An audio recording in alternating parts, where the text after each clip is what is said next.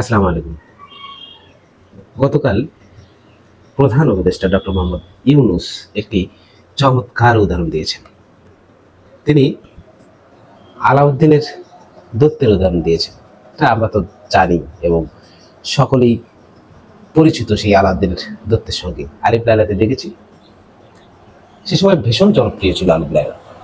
জুলাই অভ্যুত্থানকে ধরেছেন আলাউদ্দিনের চেরা বা আলাউদ্দিনের বা দত্ত, যার কাছে একটি বর পাওয়া যাবে, একবারেই মানুষের ইচ্ছা পূরণ করবে।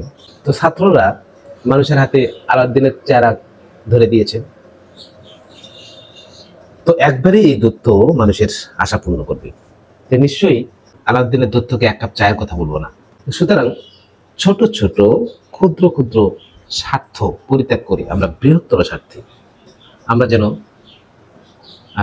বড় কিছু চাইতে পারি, যেটি আমরা আমাদের ভবিষ্যতে কাজে লাগবে, এখন থেকে ভবিষ্যতেও কাজে লাগবে। যেন 10 বছর পর, 50 বছর পর বা 100 বছর পরও মানুষ বলতে পারে না আমরা একটি কাজের কাজ করেছি। বর্তমান থেকে সেই ভবিষ্যতেও এই সুবিধা আমরা যেন পেতে পারি। আমরা তেমনি বৃহত্তর স্বার্থে নিজের ক্ষুদ্র স্বার্থকে জলাঞ্জলি দিয়ে বাংলাদেশের ভবিষ্যতের জন্য বড় কিছু করতে পারি। এই যে দত্তের উদাহরণটি দিয়েছেন, আমার কাছে চমৎকার লেগেছে। আপনার কাছে কেমন লেগেছে লিখুন কমেন্টে।